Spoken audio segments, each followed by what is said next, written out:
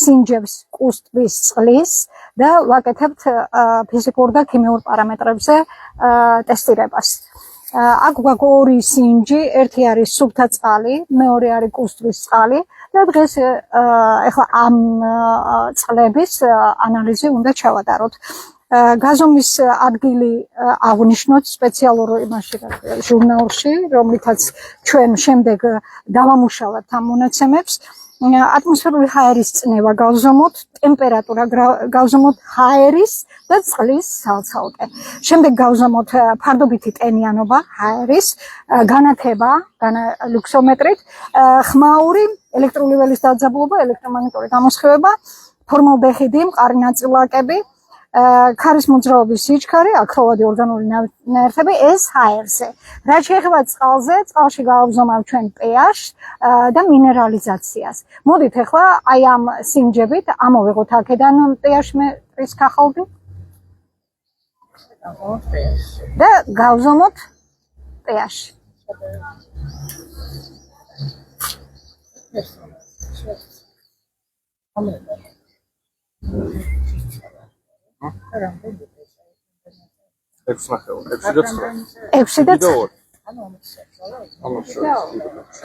ანუ რამდენი გამოვიდა?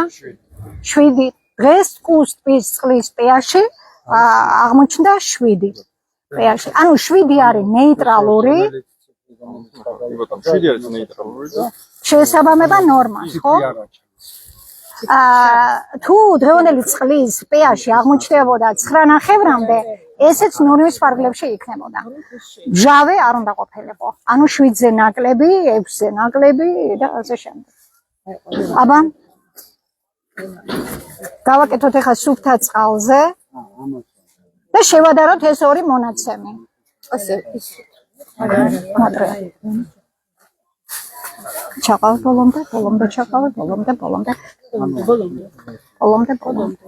ჩაყავთ. იმიტომ ჩვენ დავაფიქსიროთ, ხო? ცოტა ხანი გააჩერე. ეხლა ამოვიღოთ, საკმარისია. ხო, ჰაერზე ოდნავ დავიჭიროთ, შეშრეს ოდნავ. და ვნახოთ რამდენია.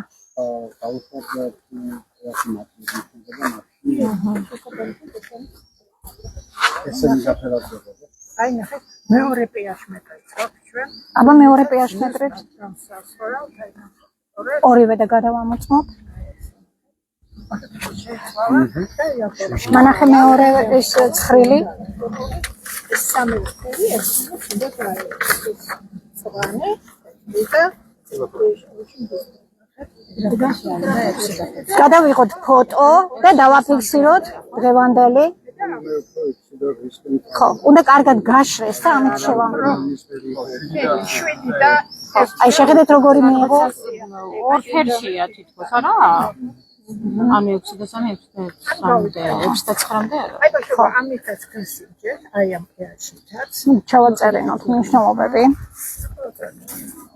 ამ ფოტო გადავიღოთ, რომ მნიშვნელობები იყოს დაფიქსირებული. აქ მეგონი 6 და 9.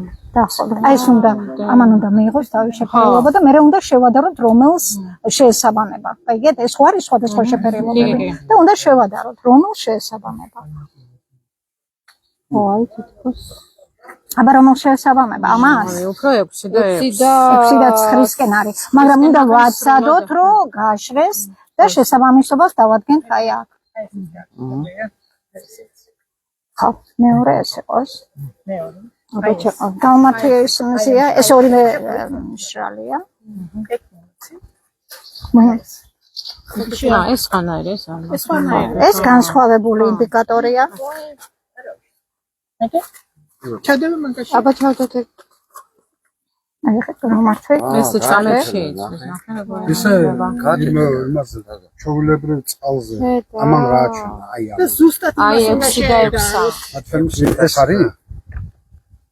ამოვიღო ხო უკვე იყო. იგი ამერე ჩადებისთანავე ის ნახე როგორ შეიძლება. ნახე ეს გამომართვებული ხო, სასმელი წყლის pH-ი იყო 7-მდე 6 და 9, 7 ნორმა. არა, 6 და 5 არა. არა 6 და 8. აბა ცოტა უნდა შეშრეს. არა, არ უნდა. აი ნახე, აი. სამივე ფერი ერთმანეთს უნდა დაემთხოს. აი დაახლოებით 7 და 1. 7 და 1 არ არის ეს თუ 7 და 7. ხო, აი ნახეთ ყურეთ როგორ არის ხედა. ზუსტად უნდა დაემთხოს სამივე შეფერილობა ერთმანეთს. ანუ ეს ინდიკატორი, ამ ინდიკატორის გადასამოწმებლად გჭირდება, რომ რამდენად სწორი მონაცემი ავიღეთ. ესე იგი, რა დავადგინე დღევანდელი ტესტირებით, რომ კუსტვის წყალი არის ნეიტრალური, პირობითად სუფთა, იმიტომ რომ მხოლოდ pH-ით არ დგინდება წყლის სისუფთავე, არის წყლის მოკლე ანალიზი და არის სრული ანალიზი, აგრეთვე ქიმიური. და არის კიდე დამატებით ბიოლოგიური ანალიზი, თუ ამას რა თქმა უნდა ითხოვს ჩვენ სასმარწყალში გასაზღვრავთ წყლის pH ორგანოლეპტიკურ მაჩვენებლებს და ქიმიურ მაჩვენებლებს. pH შედის ქიმიურ მაჩვენებლებში. აი ორგანოლეპტიკურ მაჩვენებლებში რა შედის? ფერი, სუნი, გემო, ხონდა შეინახე.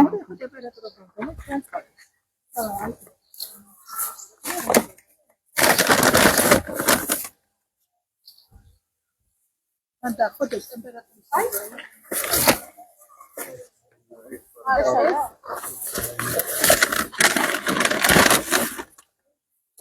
ეს არის წყლის თერმომეტრი.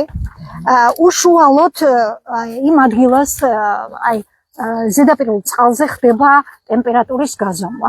იმიტომ რომ შეიძლება ცვლილება განიცადოს. ეხლა ერთი ერთეულით თუ დეციმეტრით თუ ერთეულით თუ განიცდის ცვლილებას, ამას დიდი მნიშვნელობა არ აქვს. მოდით ეხლა ვნახოთ. აი ამით წყალი ჩოვდოთ ამაში და გავსაზღვროთ კუსტვის ტემპერატურა. აბა მოდი სანიკა, მოდი შენ გაკეთე. და მე გავზომოთ წყლის გამტარობა და შეწონილი ნაწილაკები. ეს ამ ჩავიწერო თქონდენი. ეხლა ეს 7 და 7 აქ. მაშინ უნდა გადაგვეღო ფოტო, გადავეღოთ ფოტო. კიდევ ერთხელ გავაკეთოთ სასმელი წყალი. აბა ვის აქვს სურვილი, რომ გავაკეთოთ სასმელი წყლის pH-ი? ყველამ უნდა გავაკეთოთ, ყველამ. ეს არ გინდა ხო მაგით. ამაში იცით რა? საერთოდ ჯობია ის ჭურჭელი გამოვიყენოთ, სადაც წყალი მოვავლოთ იგივე წყალი. ეხლა სარეზერვო ჭურჭელი გვერდზე დავდოთ. დამიჭერინიკა ეს ფურცლები. ანუ აქ ცოტა საველე პირობებში ძნელია ამ იმის ჩანაწერების გაკეთება, ამიტომ ვეცადოთ, რომ ტელეფონით გადავიღოთ მაჩვენებელი ხელსაწყოზე. კარგით?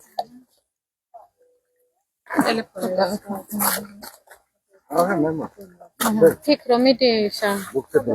არა, რო დააფიქსიროს. აი მეორეშიც ჩავასხათ თუ გინდა და სხვა მას გააკეთოს. გია მიახმარე.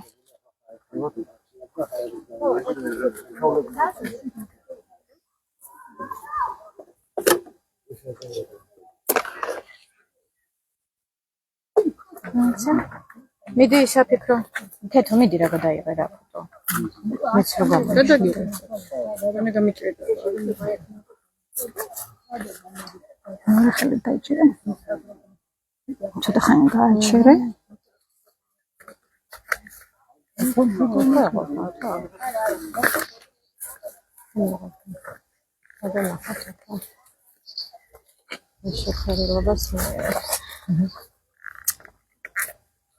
დაფიქსირე რა.